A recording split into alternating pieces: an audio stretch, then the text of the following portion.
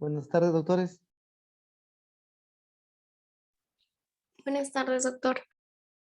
¿Qué tal? ¿Cómo estás, Andrea? Buenas tardes.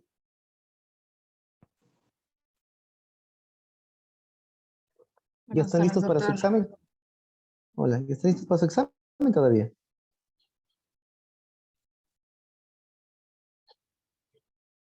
¿Todavía? Estudien para su examen, ¿ah? Listo, entonces hay que empezar una vez para poder avanzar y cualquier cosa me preguntan pues, del tema. ¿Ya? A ver, entonces, hoy día toca lo que es sistema hematopoyético. Saluden ahí en el chat, por favor, para tener por si acaso su lista, porque hasta ahora no tengo sus aulas.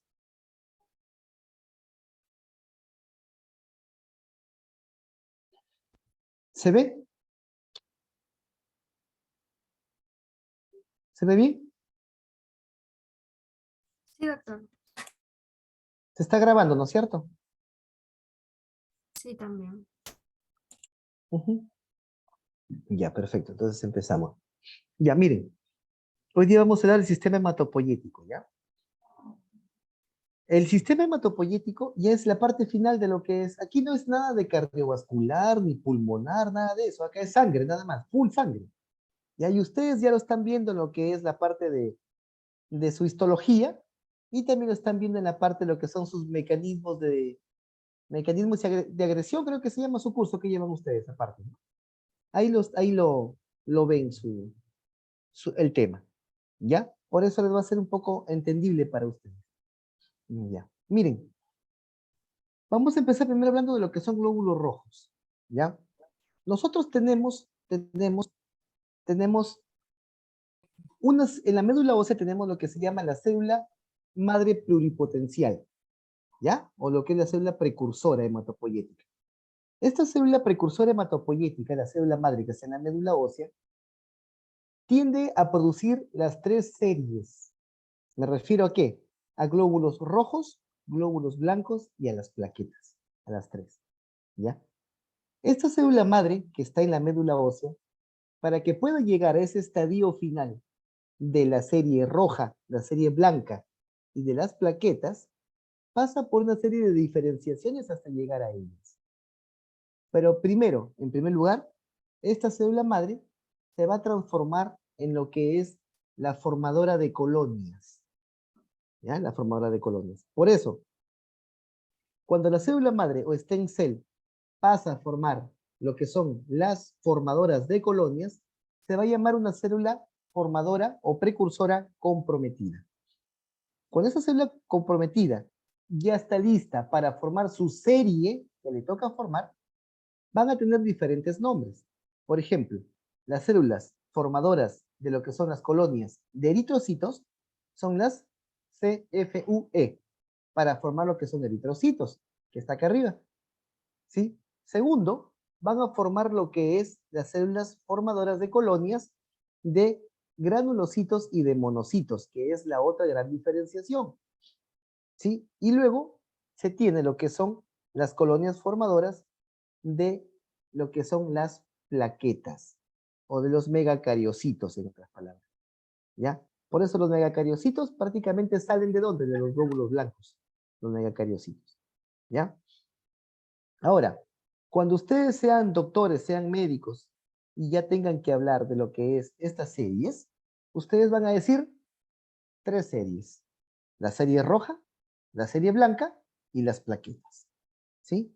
Ahora, la precursora de todas, que es la célula madre, con las colonias formadoras, se encuentran en la médula ósea, mientras que se podría decir, los eritrocitos, los glóbulos blancos y las plaquetas que ya están en el plasma, ya son prácticamente las células maduras, prácticamente. ¿Ya? Por eso, cuando yo tengo una alteración de una de ellas, por ejemplo, yo puedo tener disminución de los glóbulos rojos. ¿Cómo se llama la disminución de glóbulos rojos? ¿Cuál es el nombre médico? ¿Cómo se dice? ¿Glóbulos rojos? Anemia. Una anemia, ¿no es cierto? Una anemia. Neutropenia. Cuando es de glóbulos blancos, ¿cómo se llama?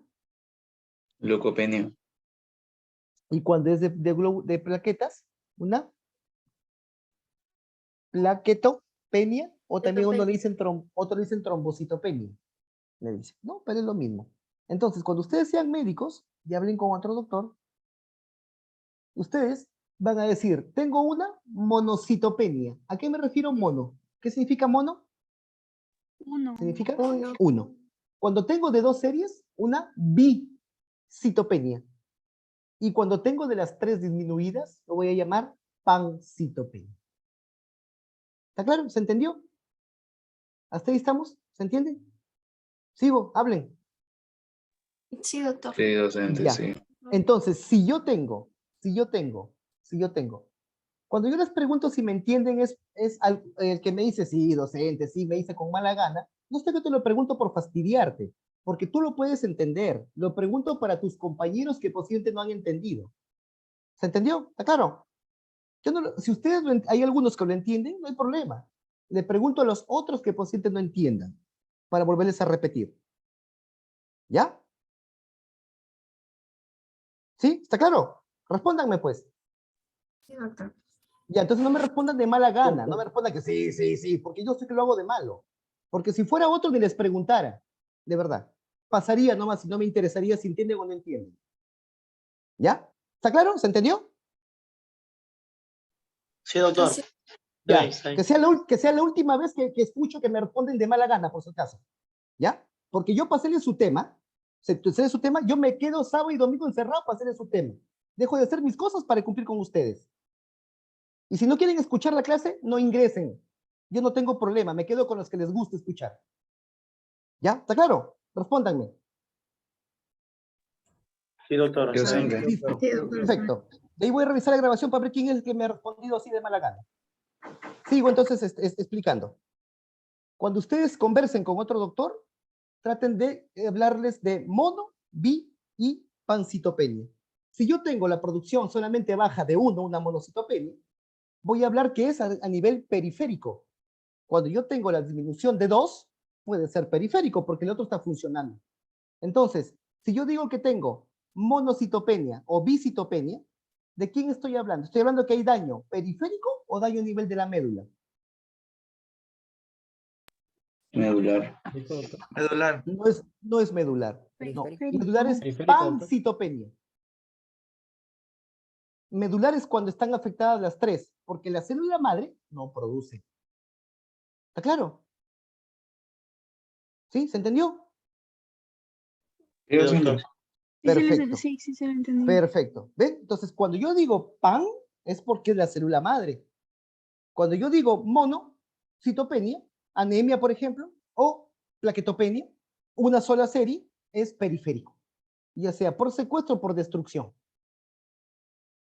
¿Sí? ¿Está claro? ¿Sigo? Entonces, para que esta célula madre pueda producir sus productos finales, las tres series, va a estar afectada por inductores del crecimiento, que son las interleucinas, y por también los inductores de la diferenciación, que son la regulación que se hace de cada una de las series. Eso lo vamos a ver cuando desarrollemos el tema de cada una. Pero el principal componente para que haya el llamado de estas células, o la reproducción, las mitosis de ellas, porque son clones, son similares, igualitas todas, va a ser las interleucinas. ¿Ya?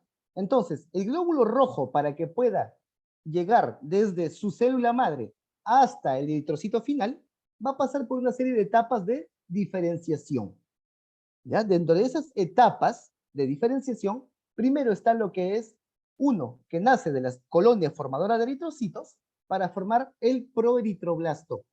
Este proeritroblasto se va a dividir en miles, copias semejantes, por eso se llaman clones prácticamente, para luego pasar a lo que es el eritroblasto basófilo, que es la primera generación. Y luego este eritroblasto basófilo va a pasar a lo que es el policromatófilo y el ortocromático. ¿Con qué fin? Con el fin de ir perdiendo el núcleo, porque acuérdense que el glóbulo rojo en la parte media no tiene núcleo para poder transportar lo que es el oxígeno y el CO2. ¿Ya? Entonces, en su camino va perdiendo el núcleo.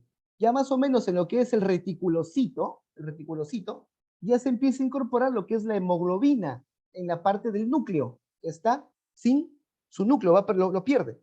Y por eso el reticulocito ya no tiene núcleo. Y pasa a los capilares por diapedesis. Este reticulocito prácticamente ya está en el plasma, ya está en el capilar. Ahí se va a madurar para que en 1 o 2 días después de que salió el plasma se forme un eritrocito maduro, sin núcleo, y con todas sus, se podría decir, organelas citoplasmáticas para que haga su función normal el eritrocito. ¿Cuánto tiene el tiempo de vida del eritrocito? 120 días. ¿Se entendió hasta ahí? ¿Está claro? ¿Hablen? ¿Sí? Sí, doctor. Sí. Listo. Sí, doctor. Funciones de los eritrocitos. Los eritrocitos tienen dos funciones principales. Una es transportar el oxígeno. Ustedes ya lo saben porque lo hemos visto en respiratorio, el oxígeno. Y la segunda, que es también llevar lo que es el CO2. Oxígeno del pulmón al tejido y del tejido al pulmón el CO2, principalmente. Y la segunda función principal es amortiguador del ácido base.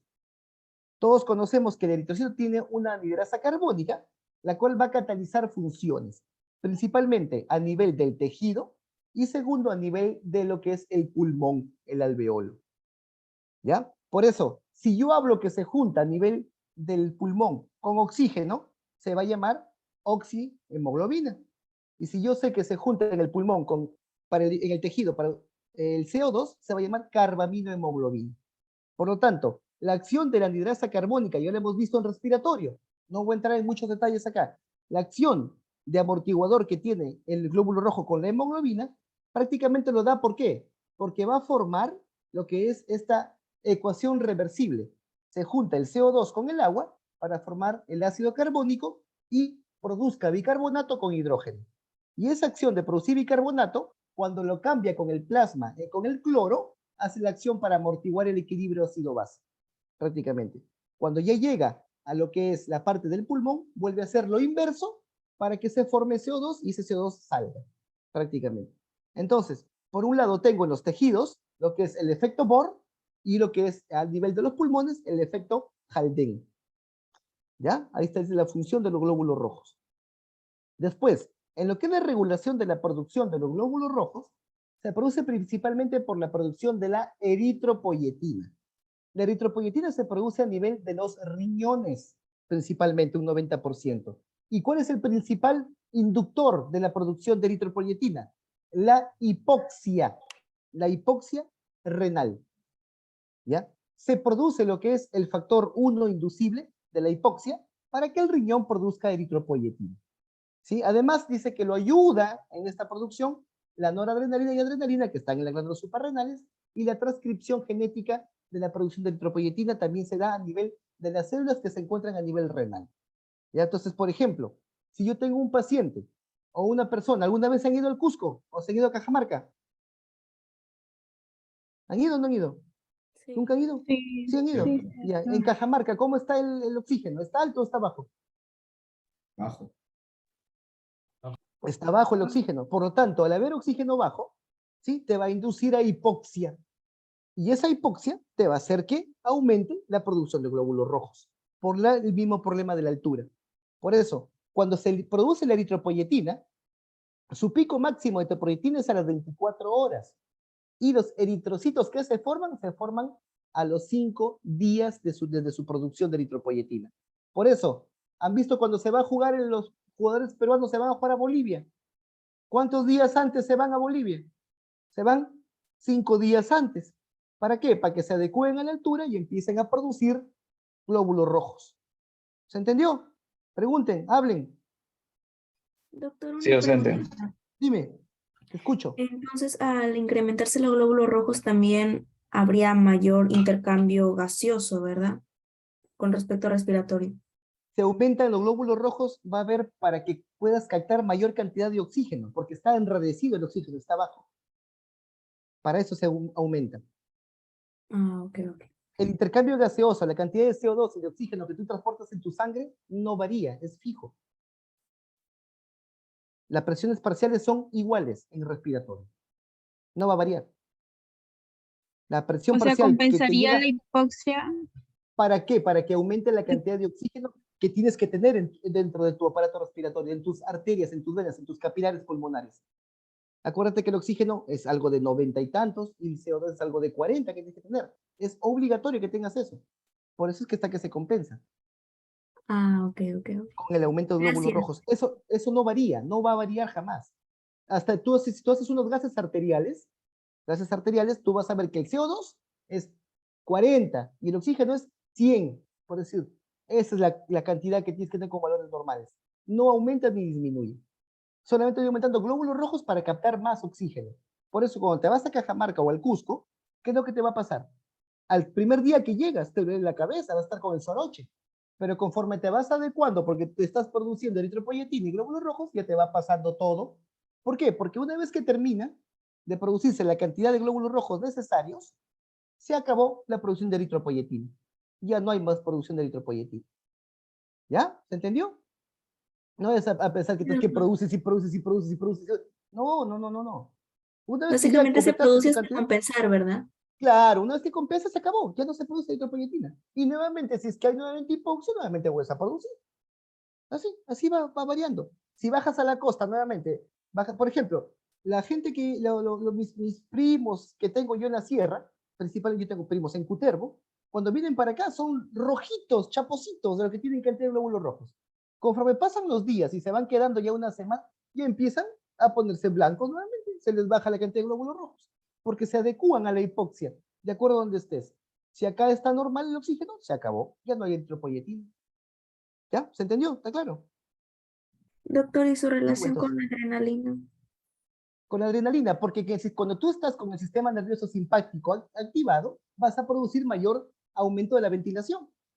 Entonces vas a necesitar que haya mayor consumo de oxígeno y va a haber mayor cantidad de glóbulos rojos.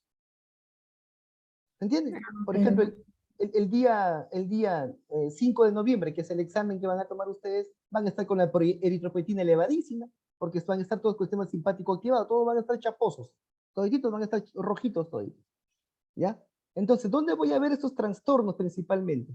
Cuando hay hipoxia tisular, que es el principal regulador, ¿y en dónde se ve? Cuando hay anemia, cuando hay altitud, cuando hay insuficiencia cardíaca o en enfermedades obstructivas crónicas, por ejemplo, el asma. ¿Está claro? Ahora, el flujo sanguíneo bajo también produce en un paciente que tenga hemorragia, un paciente que llegue con un brazo cortado, una pierna cortada, también produce eritropoyetina para compensar la cantidad de glóbulos rojos. ¿Ya? Aumenta. Listo. Aquí hay que tener en cuenta lo que son dos cosas. Uno, lo que es la anemia megaloblástica y la anemia perniciosa. La anemia megaloblástica mayormente se va a dar durante la formación del glóbulo rojo, cuando está grande y con núcleo todavía ahí. Por eso, cuando hay déficit de vitamina B12 y ácido fólico, principalmente de los alimentos, se produce este agrandamiento. Como su nombre lo dice, megalo, mega, grande. ¿Ya? Son eritrocitos que no tienen una maduración todavía y no tienen una buena función de llevar lo que es el oxígeno o el CO2. ¿Ya? Y la anemia perniciosa se produce principalmente por mala absorción de las vitaminas, principalmente lo que es B12. Entonces, si ustedes algún día son cirujanos de abdomen y operan a un paciente del intestino en la zona de reabsorción, yeyuno, hilo, en esa zona de reabsorción, va a haber trastornos de anemia perniciosa. ¿Qué tienen que dar al paciente? Suplementos vitamínicos de vitamina B o complejo B para evitar la anemia perniciosa. ¿Se entendió? ¿Alguna pregunta? ¿Está claro? ¿Sigo? Sí, de acuerdo. ¿Sí? Sí, doctor, continúe, por favor. En lo que es la formación de la hemoglobina. La hemoglobina, para que se forme, va a estar principalmente dada por la acción de la unión de la glicina con la succinilcoenzima A. Forman el grupo pirrol. El grupo pirrol van a unirse para formar como una especie de una mesa, una tabla, en donde se va a apoyar lo que es el elemento químico que permite que se una al oxígeno. Cuando forman esta tabla, esta mesa, se juntan 4 pirroles, se llama protoporfirina 9. Esa protoporfirina 9, cuando ya se juntaron los 4 pirroles, se van a dirigir ¿a dónde? Hacia lo que es el glóbulo rojo para formar la porfirina y unirse con el hierro.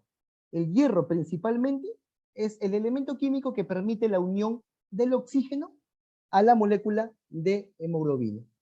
¿Ya? Por eso forman el grupo hemo, porfirina más hierro, prácticamente. Cuando ya se junta la porfirina con el hierro, ya se juntaron, entonces se van a dirigir para unirse a las cadenas de globina.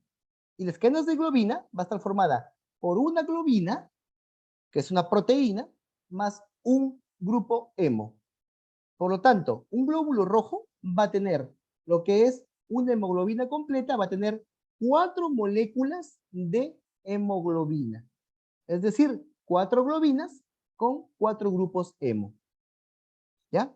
Entonces, si yo tengo que las cadenas de hemoglobina son de diferentes tipos, alfa, beta, gamma y delta, en una persona adulta, en un humano adulto, la hemoglobina está formada por 2 alfas y 2 beta, siendo la cadena alfa A1 la más común, la más abundante en todos los humanos.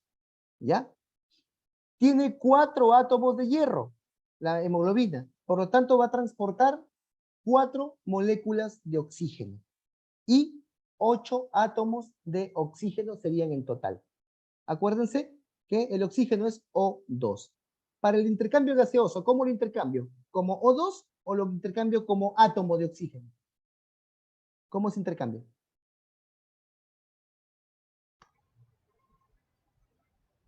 Molécula. Molécula. Se cambia como O2, no se cambia como átomo libre.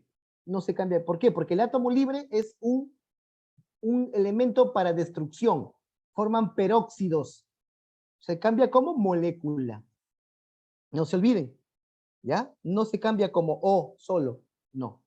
¿Ya? Listo. Entonces, ya ahí está la hemoglobina. Ahora, la hemoglobina sin hierro no funciona. No funciona sin hierro. Tiene que tener obligatoriamente su hierro para que pueda funcionar y ahí se pegue el oxígeno. Por lo tanto, si yo tengo que normalmente en el intestino tiene sus células sus enterocitos para absorber el hierro de los alimentos, cuando yo voy a absorber el hierro de los alimentos, el hígado va a producir lo que es la apotransferrina para que se dirija al intestino y ahí en las células, las enterocitos, haga que se una a la apotransferrina el hierro. Cuando este hierro unido a la apotransferrina se va a transformar en lo que es la transferrina. Y la transferrina es la que viaja en el plasma. ¿Ya? Esta transferrina cuando viaja en el plasma, llega al hígado, la transferrina. Y en el hígado se va a almacenar. Ahí se almacena en el hígado. El hígado es en los hepatocitos, es el principal almacén de hierro. ¿Cómo se almacena? Se va a almacenar por acción de una proteína que se llama la apoferritina. Cuando la transferrina suelta el hierro en el hígado, ese hierro se une a esta apoferritina para formar la ferritina, que es el almacén del hierro.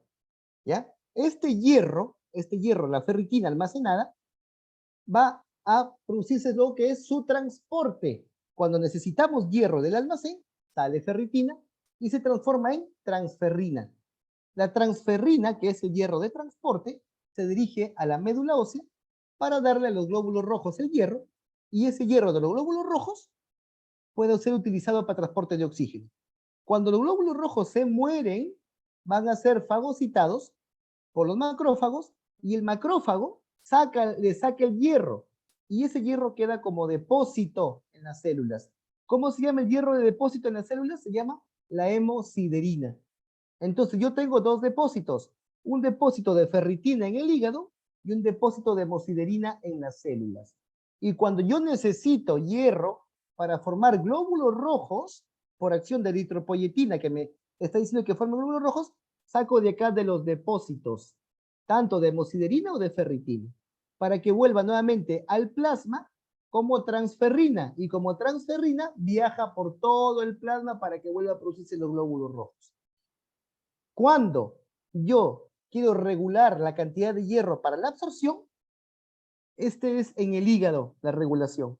¿Qué hace el hígado? Produce apotransferrina cuando falta hierro. Y cuando no falta, ya no produce apotransferrina, para que no haya la absorción. ¿Está claro? Pregunten, ¿se entendió? Hablen.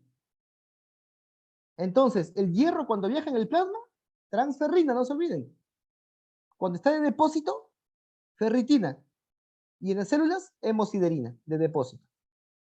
¿Se entendió? Pregunten, hablen. ¿Sigo? Edwin, ¿sigo? ¿Sí? Sigo. Ya. Normalmente lo que se excreta de hierro al día es de 0.6 miligramos al día. ¿Sí? Y las mujeres, por su menstruación, pierden aproximadamente 0.7 miligramos diarios en la época de menstruación. ¿Sí?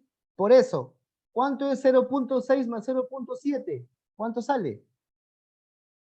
1.3. 1.3. Por eso, las mujeres cuando están menstruando pierden más hierro que el hombre. Van a perder 1.3 miligramos diarios de hierro. El hombre solamente pierde ¿cuánto? 0.6 al día. ¿Está claro? ¿Ya? La mujer va a perder más. Listo. Los eritrocitos. Los eritrocitos son las células ya finales maduras que tienen prácticamente una concavidad para transportar el grupo E de hemoglobina y que transporte oxígeno. Este eritrocito va a variar el número, en los hombres va a ser mayor y en las mujeres va a ser menor. Aproximadamente 5 millones en los varones y de 4.700.000 en las mujeres, por la menstruación. ¿Cuánto vive el glóbulo rojo? 120 días, aproximadamente 4 meses. Y luego son destruidos por el vaso, en el vaso. Por eso les decía al comienzo, si yo tengo una monocitopenia, o sea, anemia nada más, es posiblemente por destrucción en el vaso y no es en la médula. En la médula es cuando hay pancitopenia las tres. ¿Ya? Entonces, la hemoglobina ya saben también, la hemoglobina en los varones es 15 y en las mujeres es 14. Y el hematocrito, que es el triple de la hemoglobina, va desde 40 a 45% aproximadamente. Si yo tengo enfermedades de disminución de glóbulos rojos, voy a tener lo que es la anemia aplásica, que se produce, y les acabo de decir ahorita, por disfunción de la médula ósea. Por lo tanto, tengo una pancitopenia, porque como su nombre lo dice, aplasia, sin formación, es medular. Si yo tengo una anemia microcítica, es por pérdida sanguínea, puede ser por hemorragia o por menstruación, por ejemplo, abundante, ¿sí? Porque está disminuyendo la cantidad de hemoglobina. Y si tengo una anemia hemolítica, es por destrucción de glóbulos rojos periféricos, prácticamente por fragilidad de la membrana del eritrocito. Esas son las tres diferencias que existen. Anemia aplástica es central, médula ósea. Microcítica por pérdida y la hemolítica por destrucción propia del glóbulo rojo. No soporta sus 120 días. Salen células inmaduras, que su membrana no está bien formada y se destruyen. Hemolítica. Estas anemias hemolíticas te ponen amarillo, te producen ictericia. Ictericia, estas anemias hemolíticas. ¿Sí? Así se producen, por ejemplo, en las madres, cuando tienen este grupo de incompatibilidad, cuando nace el bebé, producen en los bebés anemias hemolíticas, se ponen amarillos los bebitos. ¿Ya? Y cuando hay aumento de glóbulos rojos, se va a producir lo que es la policitemia, aumento de glóbulos rojos. Puede ser fisiológica, como les expliqué hace ratito, claro que sí. En la altura, por ejemplo, normalmente aumenta glóbulos rojos hasta 30%. ¿Cuándo es enfermedad? Cuando se llama policitemia vera.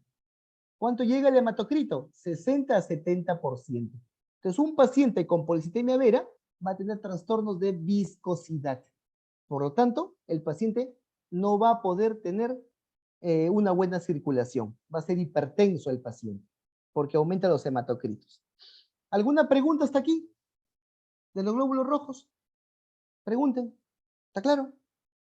Hablen para seguir a glóbulos Doctor, ¿y blancos. cuáles serían las causas frecuentes por las que se da la policitemia vera?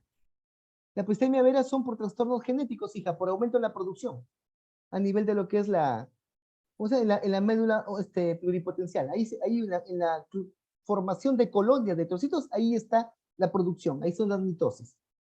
Es prácticamente genético, Ah, ok, doctor, gracias. igualito que las leucemias. Las leucemias es genética. No, no, una vez escuchaba que preguntaba, me preguntó una alumna y me decía que por el celular produce leucemia, que las cables de tensión de luz no produce, eso no produce. La leucemia es una enfermedad genética, ¿sí? Puedes tener tú desde los 5 años hasta los 90 te puede dar leucemia, porque tus células ya se produjo la enfermedad. Es genético. Es como un cáncer prácticamente. ¿Ya? Bien, glóbulos blancos. A ver, 5 minutos de break para empezar con blancos y plaquetas terminamos. ¿Está bien? Hablen. Está bien, doctor. ¿Sí? Ya, listo. 5 minutos de break.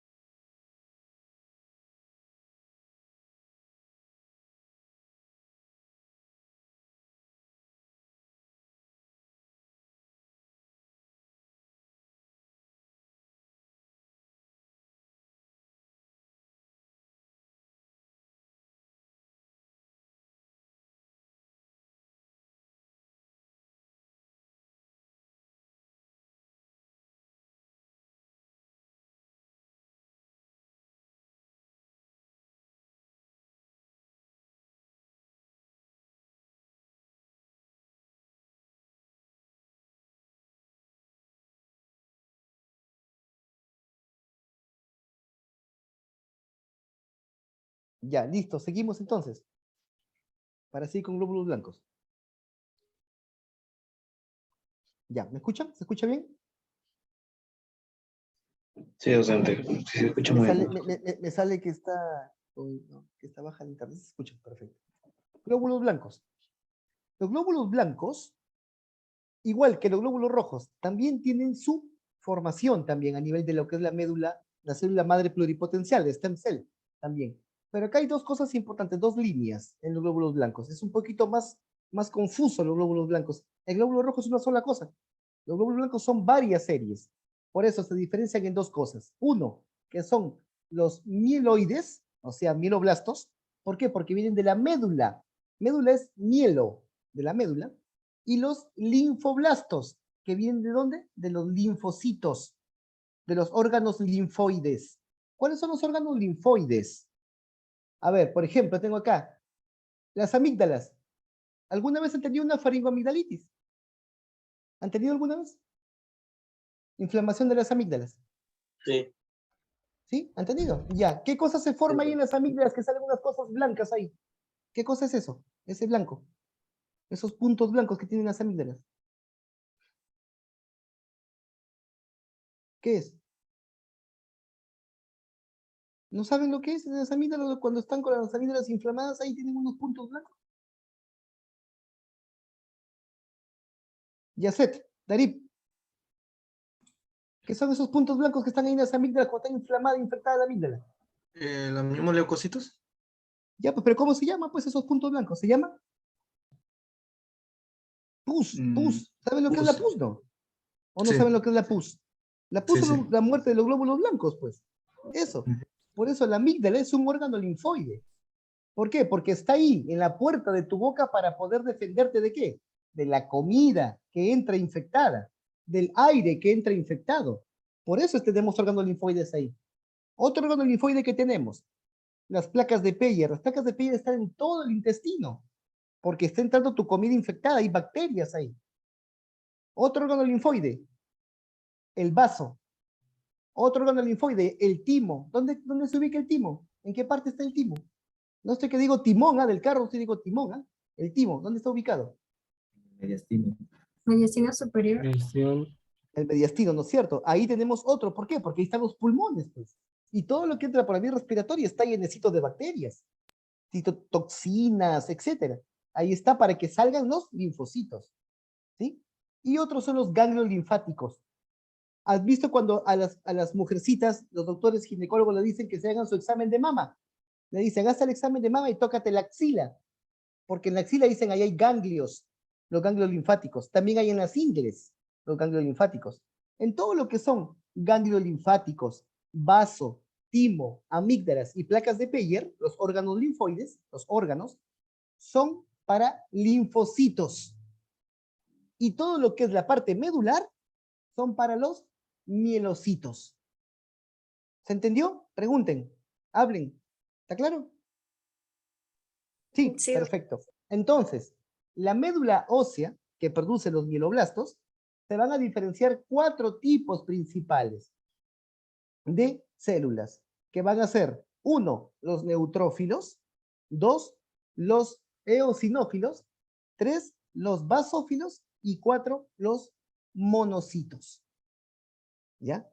Los linfocitos es aparte, porque están en los ganglios o órganos linfáticos, que son aparte su serie, están en los órganos.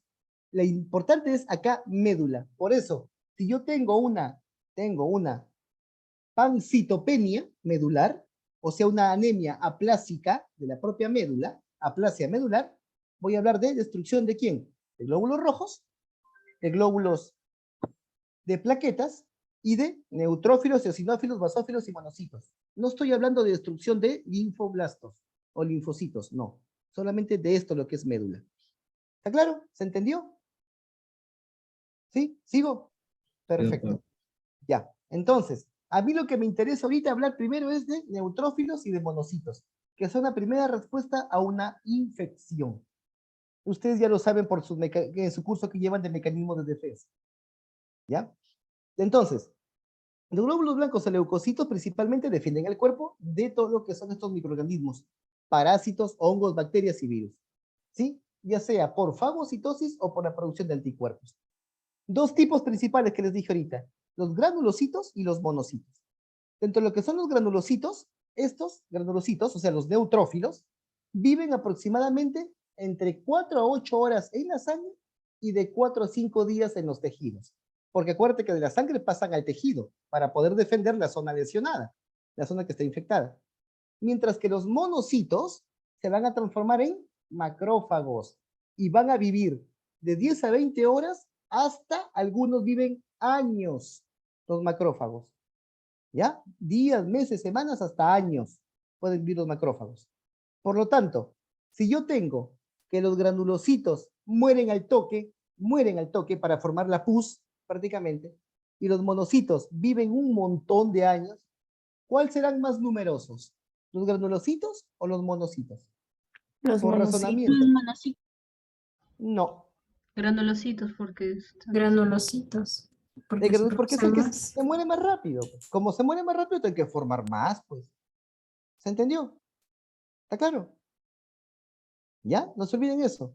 Entonces, la segunda parte de lo que son, aparte, le dije la otra línea, son los linfocitos, que están en los órganos linfoides, timo, vaso, ganglios linfáticos, etc. Ahí, estos van a salir del órgano linfoide y regresan al órgano linfoide. Regresan y pueden vivir meses estos linfocitos. Por lo tanto, si yo tengo una fórmula diferencial de estos elementos formes, los neutrófilos, que son granulocitos, son el 60% de los leucocitos, mientras que los monocitos que viven años van a ser menos 5%. Menor. ¿Está claro? ¿Se entendió? Sigo. ¿Ya? Los eosinófilos y basófilos son dos tipos celulares que tienen su acción independiente, y lo vamos a ver después. Pero también su cantidad es baja.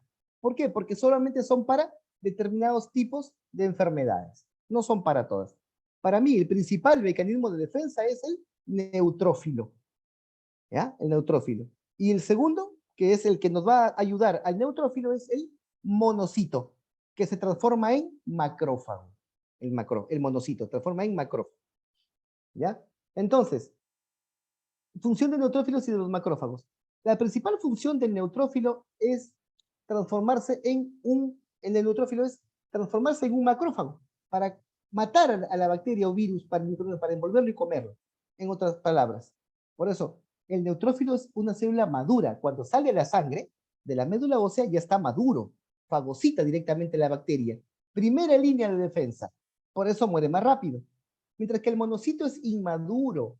En los tejidos recién se va a transformar en macrófago cuando aumenta su tamaño.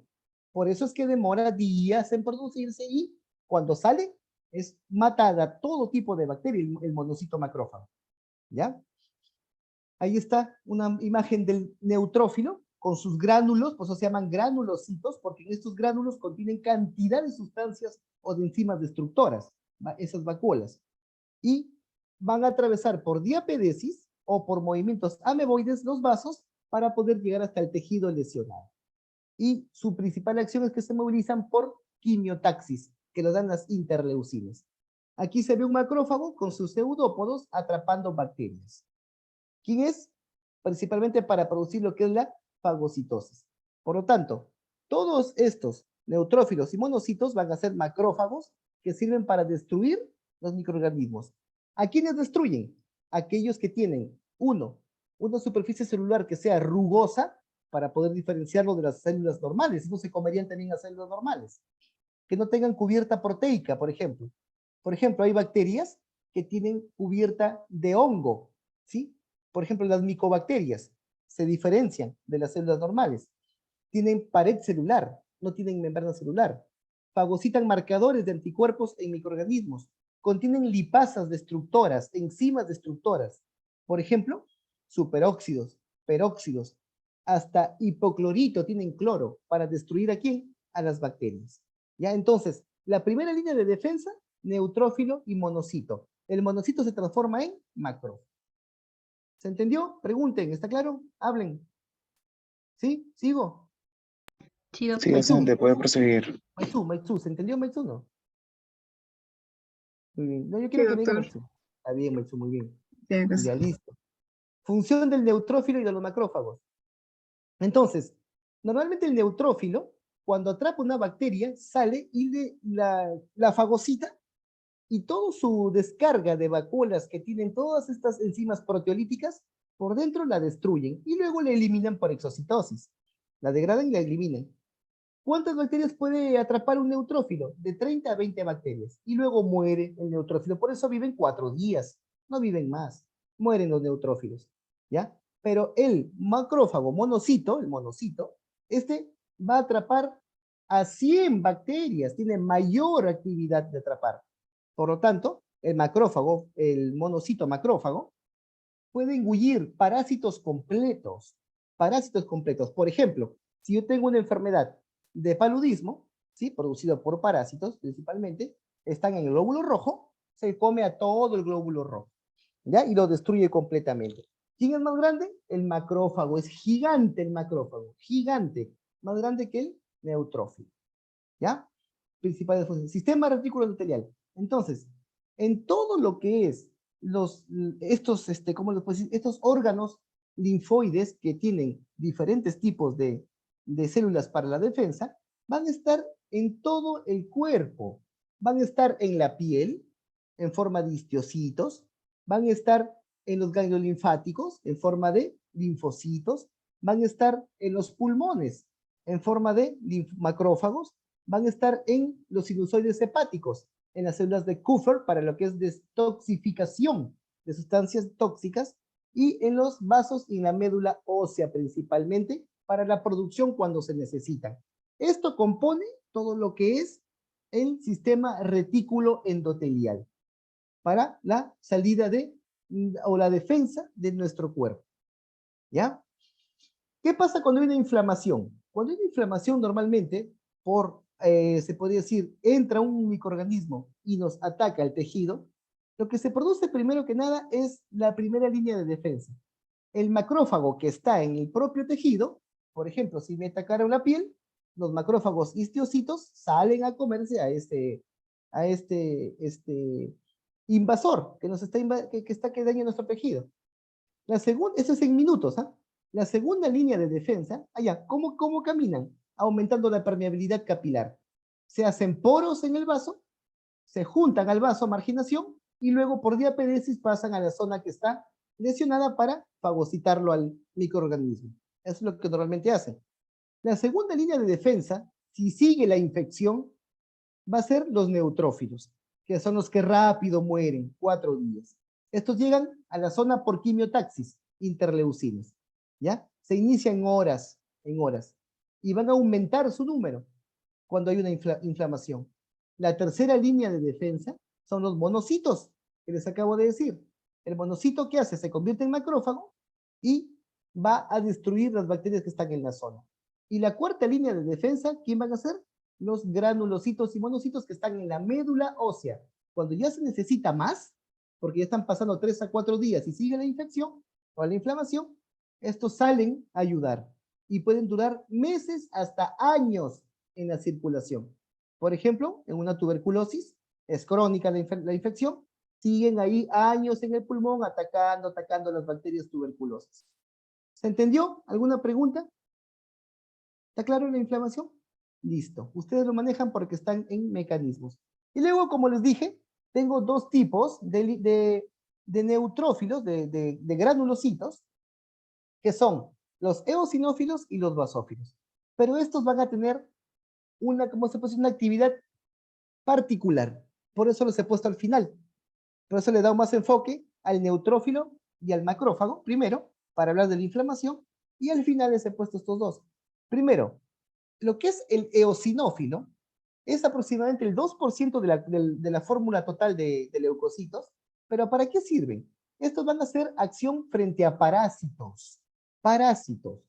Por eso, cuando ustedes estén haciendo sus serums y van a desparasitar en un colegio, no le den a cualquier niño, porque el antiparasitario te destruye el hígado y los neuronas, ¿sí? Por eso, hagan exámenes para ver quién tiene un recuento de eosinófilos alto. El que tenga, ese tiene parásitos. cuando están altos los eosinófilos. ¿Se entendió? ¿Está claro? ¿Sí? Ya, no vayan a tomar ustedes antiparasitarios cada mes. Hay que tomar cada mes, no es así, por si el caso. Primero tienes que verificar si es que tienes parásitos. ¿Cómo lo ves? Por aumento de eosinófilos. ¿Ya? Entonces, una vez que atrapan al Ahora. parásito, dime, te escucho, hable. ¿Y el test de Graham? No, el test de Graham es un test que se hace con un Sintescosh, pero lo ponen ¿a dónde? Es para A la Oxiurus, altura ¿verdad? para oxiurus. Esa es otra cosa, no. Eso no es, yo te digo examen de sangre para ver eosinófilos. ¿Ya? Pero la mamá te va a decir, pues doctor, mijito, cuando se levanta en la mañana se rasca. ¿Sí? Sí te dicen, se rasca el poto, te dicen.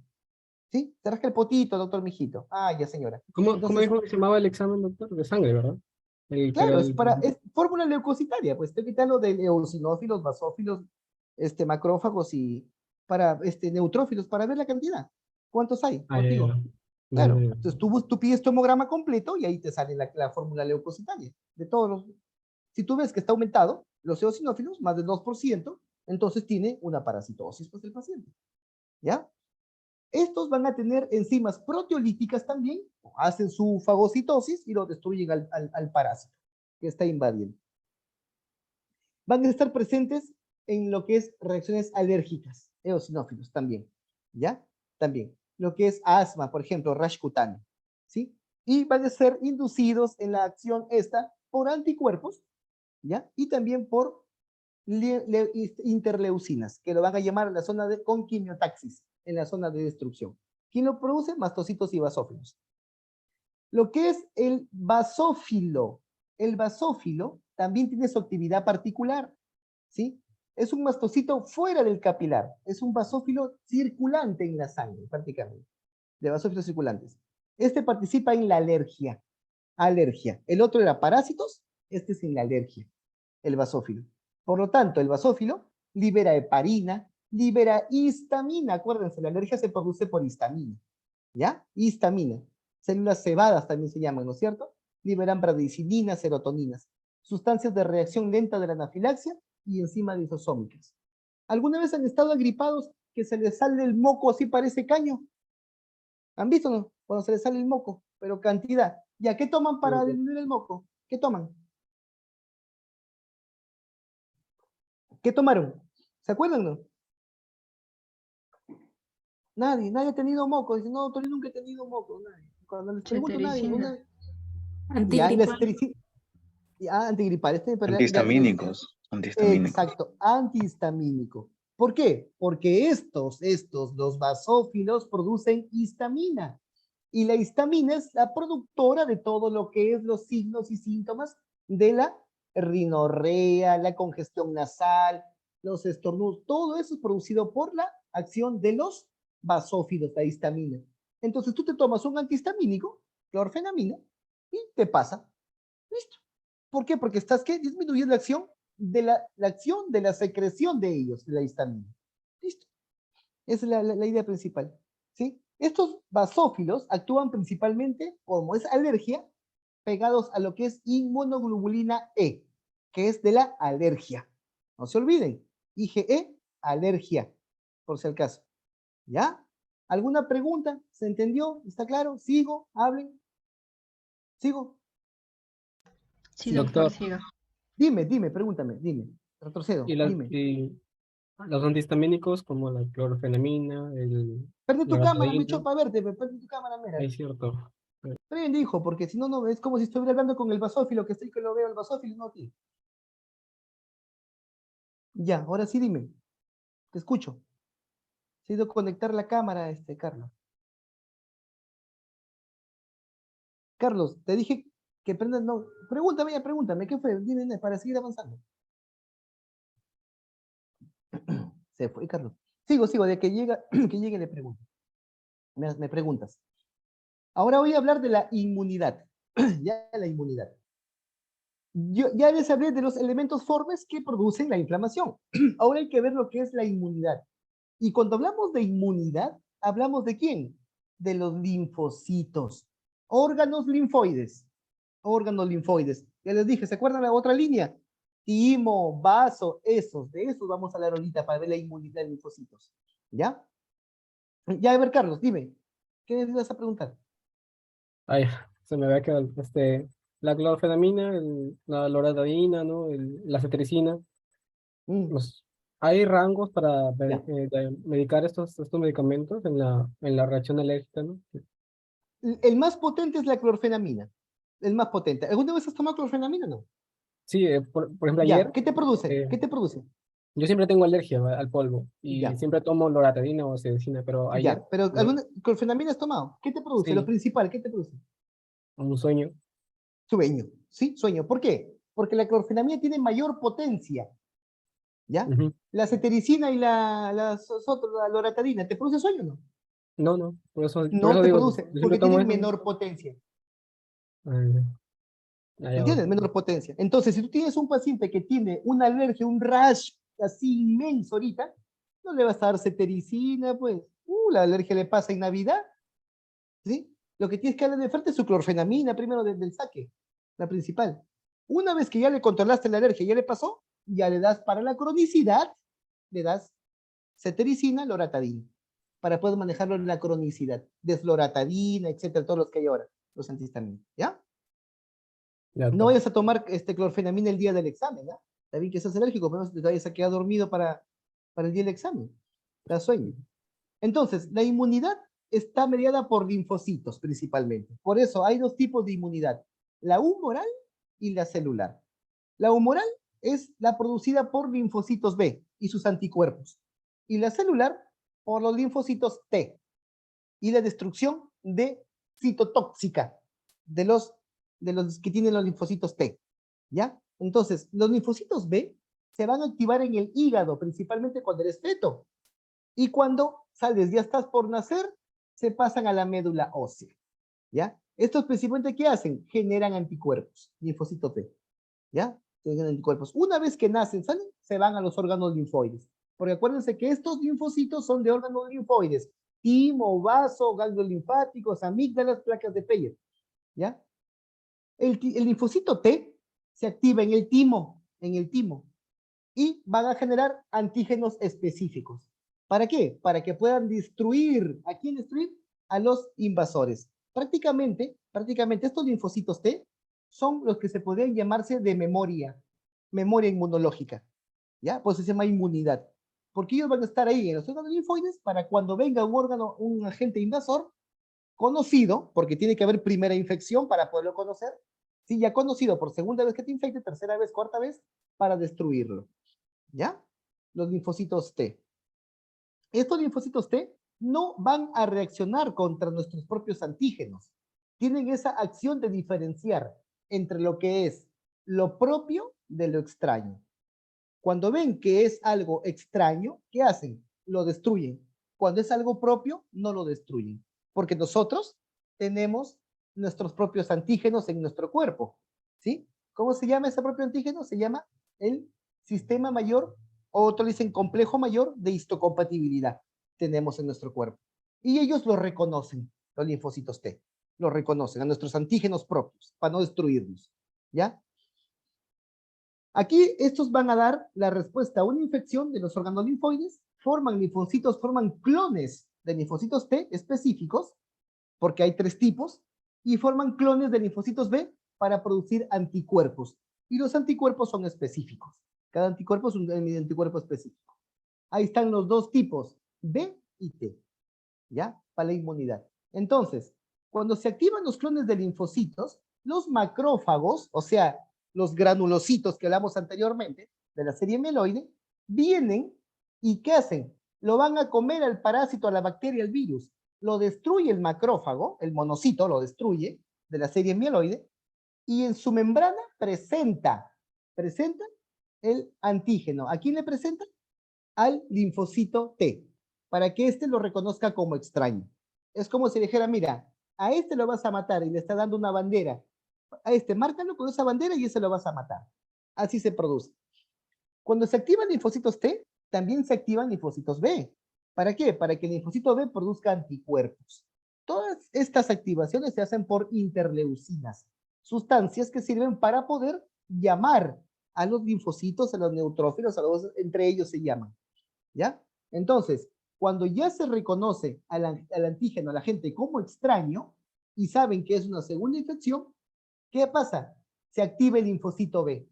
Y el linfocito B, ¿qué hace? Crece, se hincha y se transforma en una célula plasmática. Ya no se va a llamar linfocito B, ahora se llama célula plasmática. Y la célula plasmática, cuando se hincha, es porque está rellena de anticuerpos. ¿Sí? Por eso, esta célula plasmática dice que produce hasta 2000 moléculas de anticuerpos por cada segundo. Para poder atacar, ¿a quién? Al órgano, a los invasores, ¿no? A los microorganismos. ¿Ya? Van a estar en la linfa y en la sangre. Entonces, ¿qué hace la célula plasmática? Los elimina los anticuerpos a la sangre. Y los anticuerpos ya viajan como banderitas para marcarlos a los invasores y se los puedan comer más rápido, reconocerlos y comerlos por los macrófagos. ¿Se entendió? ¿Está claro? Pregunten, hablen. ¿Sí? ¿Sigo? Sigo entonces. ¿Qué tipos de linfocitos T tengo? ¿Qué tengo? Tengo lo primero que son los linfocitos T colaboradores. ¿Sí? Colaboradores. O también llamados los helper. Estos linfocitos T van a ser de diferentes tipos. Aquí los que más se encuentran son los CD4. Estos son los CD4. 75% de linfocitos totales. ¿Qué producen? Linfocinas. Linfocinas. Estas linfocinas son sustancias que sirven para llamar a otros linfocitos y para atacar. Prácticamente las linfocinas es como si fuera el celular de los linfocitos. ¿Sí? ¿Quién va a tener el celular? El linfocito CD4. Y este es el que llama a otros para que puedan atacar. ¿Ya? Por lo tanto, van a activar otros tipos de linfocitos, que son los TH1, los TH2 y los TH17. ¿Por qué? Porque ellos son los que producen la mayor cantidad de interleucinas, o sea, de linfocitos. Ellos son los que producen la mayor cantidad. ¿Ya? Por eso, aquí les he puesto en este cuadrito la acción de estas interleucinas, cómo estimulan. Por ejemplo, la interleucina 2 estimula la proliferación de linfocitos T, citotóxicos y reguladores. La interleucina 4, 5 y 6 estimulan la proliferación de linfocitos B. La interleucina 2 activa el sistema macrófago. La interleucina 2 amplifica la respuesta del linfocito T. Las más importantes funciones porque son cantidad de funciones que hacen las interleucinas. ¿Ya? Entonces, las interleucinas prácticamente son la llamada telefónica para que vengan más linfocitos a ayudar en la pelea. ¿Ya? El otro linfocito que tenemos acá es el citotóxico, ¿sí? O también conocido como natural killer, ¿sí? Los asesinas naturales. Estos cuando se pegan a la bacteria, al microorganismo, se juntan y le van a destruir. ¿Cómo lo destruyen? Por acción antigénica se pegan a la bacteria y luego le van a secretar sustancias que van a hacer poros en las bacterias para que se revienten porque se hinchan las bacterias, se llenan de líquido las bacterias y revientan, se lisan, se destruyen. Una vez que la destruyen, ellos siguen viajando por el cuerpo para seguir matando más y más bacterias. ¿Ya? Citotóxicos. ¿Se entendió? Pregunten, ¿está claro? ¿Hablen? ¿Sí? ¿Sigo? Sigo. Sigo entonces. ¿Ya? Y los otros tipos de linfocitos que existen son los reguladores. Los linfocitos T reguladores, ¿para qué sirven? ¿Sirven para qué? Para evitar que destruyas tu propio cuerpo. ¿Ya? O sea, actúan en lo que es la tolerancia de la inmunidad. ¿Ya? Los linfocitos T reguladores. ¿En dónde? En la tolerancia de la inmunidad. ¿Ya? Ahora, si hablamos de un anticuerpo que es formado por los linfocitos B, por los plasmocitos, prácticamente está formado por inmunoglobulinas. Estas inmunoglobulinas van a tener dos partes, una región variable y una región constante. La región variable es la que varía para cada antígeno, para cada tipo de microorganismo. Y la constante es la que se pega a la zona de adhesión. Puede ser que se pegue a un propio del cuerpo, por ejemplo, cuando no lo reconoce, o a un virus, una bacteria, la región constante. Estos anticuerpos van a estar tan unidos que no se despegan, no se sueltan de la zona donde han sido marcados. ¿Ya? Ahora, estos anticuerpos, ¿cómo actúan? Actúan por aglutinación. Cuando se unen en grupos, por ejemplo, cuando hacen las pruebas de aglutinación de los grupos sanguíneos. Ahí ven ustedes que se juntan aglutinación. Por precipitación, cuando se une con un antígeno, con un toxoide más un anticuerpo. Por neutralización, cubren a todo el sitio tóxico los anticuerpos. Y por lisis o destrucción, cuando destruyen membranas celulares. ¿Ya? Entonces, esas son las acciones de los anticuerpos. ¿Ya? Los más importantes, ¿cuáles son los más importantes? La IgG, que es el 75% en personas normales, la IgE, que ya les dije, es para la alergia, y la IgM en la respuesta de fase aguda. ¿Ya? La IgM en aguda. ¿Cuál será la respuesta de fase crónica de estos tres? Porque la IgM es aguda. ¿Cuál es la crónica? La G. La G, ¿no es cierto? Por eso cuando se hacían las pruebas de COVID, se buscaba lo que era la IgM o la IgG. IgM agudo, IgG crónico. Luego viene lo que es el complemento. El complemento lo único que es una vía de proteínas que está en el plasma y que sirve también para activar a otros leucocitos. Va del C1 hasta el C9, son 11 proteínas. De C1 a C9, más la B y la proteína D. Cada una de estas proteínas van a tener sus acciones. No le he puesto todo porque es bastantísimo el complemento, pero lo más importante es que sepan que produce opsonización y fagocitosis, el C3b, lisis o destrucción de la membrana del microorganismo, el C5b67889, la aglutinación para adherencia de bacterias, la neutralización del virus para disminuir la virulencia, la quimiotaxis del macrófago, C5a, la activación de mastocitos y basófilos, C3a, C4a y C5a, y los efectos inflamatorios como vasodilatación y permeabilidad. Todas estas funciones son ¿de quién? De la vía del complemento, que sirven para ayudar a lo que es la destrucción de los virus, bacterias, hongos y parásitos, de la noxa. Y lo que era la tolerancia que les dije al comienzo, la tolerancia, prácticamente accionado por linfocitos T reguladores, sirve para que no te hagas daño, para que tus propios linfocitos no te destruyan tu tejido, ¿ya? Tu tejido. Entonces, aquí en la tolerancia hay que tener en cuenta que están los linfocitos T reguladores y los linfocitos B. ¿En dónde van a adquirir esa tolerancia? En los órganos linfoides. Ahí lo reciben. Principalmente en el timo y en lo que es en el órgano linfoides como el hígado, el vaso, el ganglios linfáticos, etc. Cuando hay un fracaso en la tolerancia, cuando hay un fracaso, no vas a reconocerla propio como extraño. Por lo tanto, te vas a producir enfermedades inmunológicas. ¿Sí? Ahí tenemos, por ejemplo, la fiebre reumática, la glomerulonefritis, la miastenia gravis, esclerosis múltiple. Cuando hay un trastorno en la tolerancia, tus propios anticuerpos te generan lesión. ¿Ya? Y en lo que es la disminución de los glóbulos blancos, se llama leucopenia cuando disminuye, ya sea por trastornos a nivel de la destrucción o por acción a nivel de la médula. Leucemias, cuando aumenta el número de leucocitos de diferentes tipos, hay mieloides y linfoides, y las alergias por IgE, por ejemplo, asma, urticarias. ¿Ya? ¿Alguna pregunta hasta aquí? Porque de aquí sigo con hemostasia. Hablen. Pregunten. Continúe, doctor. Sigo entonces. Ya. Ahora lo que es la hemostasia y coagulación sanguínea. Para cuando un vaso se daña, hay una lesión, hay 4 cosas importantes. 1, va a haber vasoconstricción. 2, tapón plaquetario. 3, coágulo sanguíneo. Y 4, la proliferación del tejido fibroso.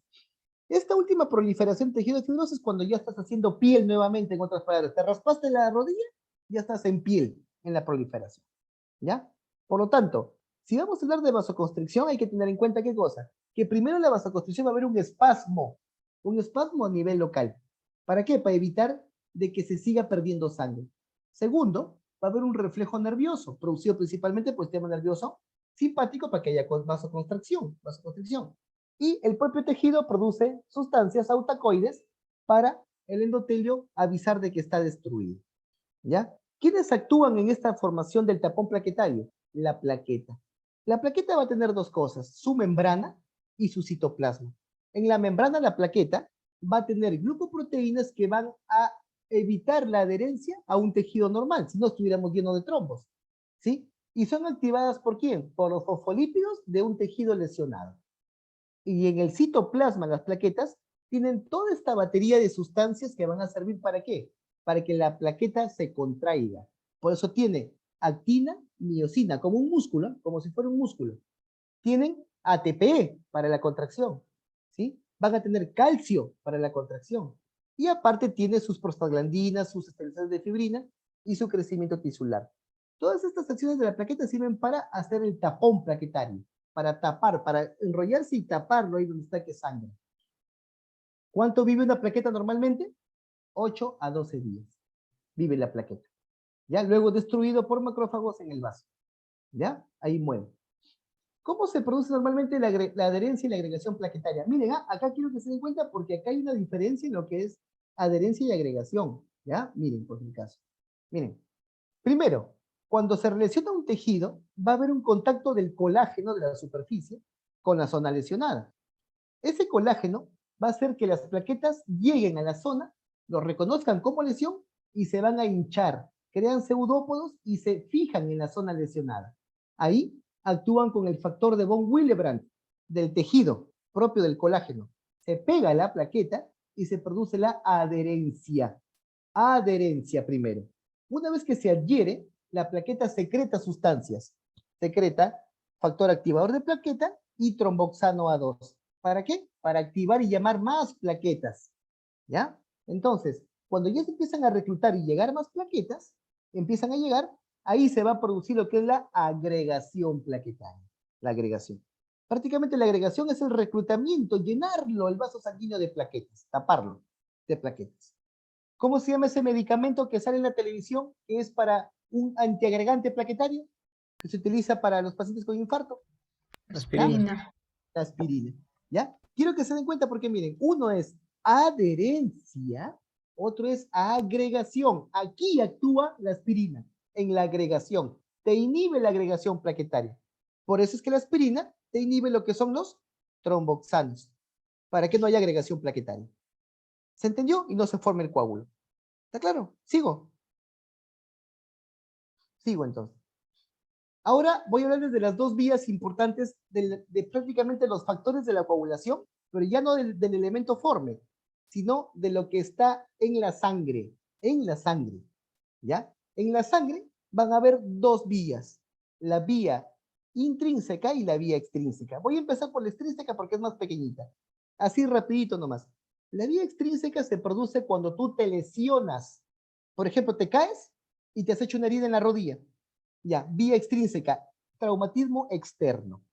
Se va a liberar el factor tisular y ese factor tisular activa a lo que es al factor 10. Ese factor 10 va a activar prácticamente a lo que es el factor activador de la protrombina. ¿Ya? Acuérdense, este factor activador de la protrombina es el más importante en la coagulación. Ese es el más importante, el factor activador de la protrombina. ¿Por qué? Porque este transforma a la protrombina en trombina. Y la trombina transforma el fibrinógeno en fibrina, que es lo final que quiero llegar yo a la fibrina. ¿Ya? Por eso, este activador de protrombina es el gatillador de todo, prácticamente, el activador de protrombina. La protrombina en trombina. ¿Cuánto dura esta vía? 15 segundos, es rapidísima. Y toda está mediada por calcio. Está mediada por calcio. Calcio principalmente. ¿Ya? ¿Qué pruebas de función se realizan acá para medir la vía extrínseca? El tiempo de protrombina y el INR, que es el índice normal randomizado. Ahí están sus tiempos normales. ¿Para qué sirven? Para evaluar al anticoagulante warfarina, porque la warfarina actúa aquí, en la vía extrínseca, la warfarina. ¿Está claro? ¿Alguna pregunta? ¿Sigo? ¿Hablen?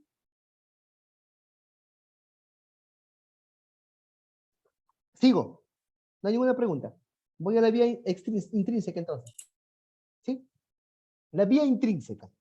La vía intrínseca se produce cuando hay una lesión, pero ya no externa, una lesión interna. Por ejemplo, que un tumor te destruya un vaso sanguíneo. Entonces tienes que reparar ese vaso sanguíneo. ¿Sí? Entonces, esa activación del traumatismo interno va a activar a lo que es el factor 12, el 12 activa al 11, el 11 activa al 9, el 9 activa a lo que es el factor 10 y nuevamente, el factor 10, ¿a quién activa? Al factor activador de la protrombina. Este es el principal, el activador de la protrombina. Porque me va a transformar la protrombina en trombina y la trombina me transforma el fibrinógeno en fibrina.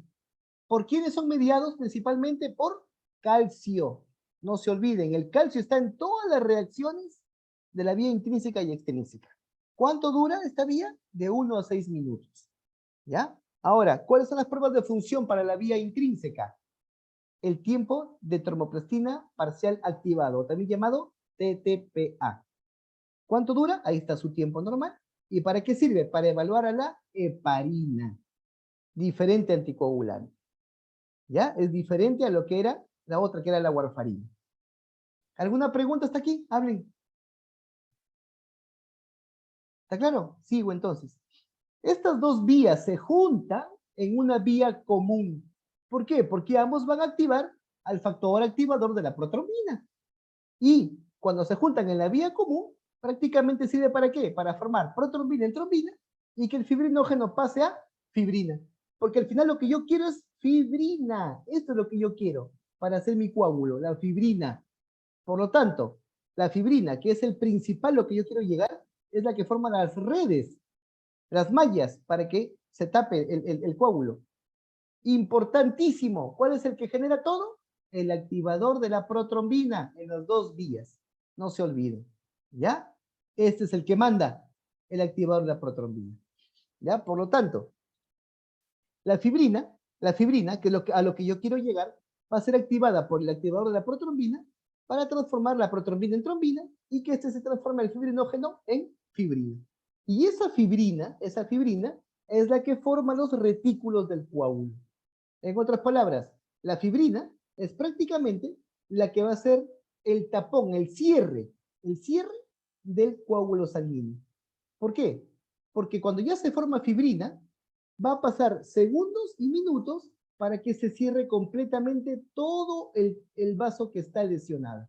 ¿Cuánto demora? Aproximadamente de 3 a 6 minutos y luego empieza la retracción del coágulo, ¿ya? De la formación de fibrina. Cuando ya se forma la fibrina va a atrapar. ¿Atrapa a quién? Atrapa glóbulos rojos, glóbulos blancos, plaquetas para formar toda esa red y taparlo al vaso sanguíneo para que no siga sangrando. ¿Ya? Una vez que ya formé la fibrina y se tapó el vaso, voy a empezar a hacer la retracción del coágulo. Se retrae el coágulo. Se retrae. ¿Qué cosa es retracción del coágulo? ¿A qué se refiere? Primero, antes de ver la retracción, hay que tener en cuenta que ya una vez formado la organización fibrosa, ya se formó el coágulo, lo que va a hacer el cuerpo es tejido fibroblástico para que se empiece a regenerar.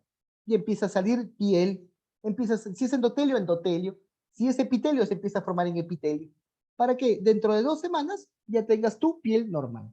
Por eso una herida se cierra ¿en qué tiempo? En 14 días. ¿Está claro? ¿Entendió? ¿Ya? Cuando ustedes estén en sus serums y llegue una paciente operada, postoperada, y quieren evaluar su herida, pregúntenle cuántos días tiene de operada.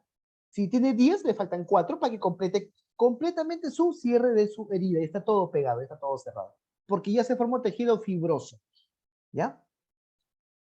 Y luego viene la disolución del coágulo, por supuesto, ¿no? Entonces, en lo que es la retracción del coágulo, la retracción, como su nombre lo dice, el coágulo se exprime, ¿sí? ¿Por quién? Por acción de las plaquetas, porque las plaquetas se acuerdan que tenía calcio, actina y miosina. Se exprime para hacerse chiquito, se hace más gordo ahí y presionar en la zona que está saliendo la sangre, está escapando la sangre y taparlo completamente. Esa es la idea de la retracción del coágulo. Por eso cuando se exprime, se va a botar suero. Y el coágulo siempre se exprime a las 20 a 60 minutos desde que empieza la alteración esta de la coagulación.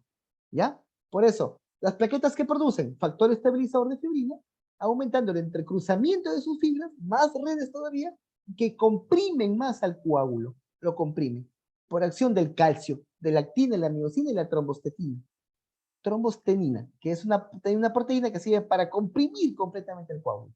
¿Ya? Juntos, todo esto ya cuando se retrae el coágulo, van a cerrar los bordes lesionados del endotelio y se cerró lo que es el sangrado. Ahí termina lo que es la parte de la coagulación. Ahí se cierra. Una vez que ya se formó el coágulo, ¿sí? Ya tengo que destruirlo, pues. Si no, ese coágulo puede producirme trastornos. Entonces, ¿qué es lo que se activan? Los anticoagulantes del propio cuerpo. Aquí tenemos en la superficie del endotelio lo que es la proteína C. Y en la que es los anticoagulantes en la sangre, lo que es fibrina, heparina y el más importante de todos, el plasminógeno. El plasminógeno, cuando se empieza a producir la agregación plaquetaria, ahí se mete dentro del coágulo, está metido desde adentro. Y cuando ya ve el plasminógeno de que ya se terminó todo, se activa para transformarse en plasmina. Y esa plasmina es la que destruye el coágulo, destruyéndolas, principalmente la fibrina, el fibrinógeno, lo destruye. Lo digiere, lo come. Factor 5, factor 8, y se acabó. Chao coágulo. Limpiecita el tejido que estaba lesionado.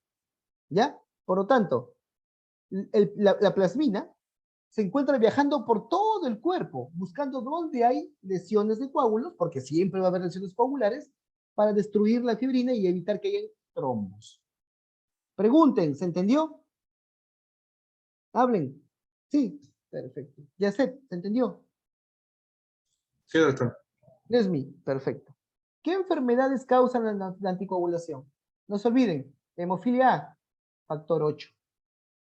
¿Sí? Si yo tengo un paciente que está con hemofilia y tengo que operarlo, le paso plasma, porque el plasma sanguíneo tiene factor 8.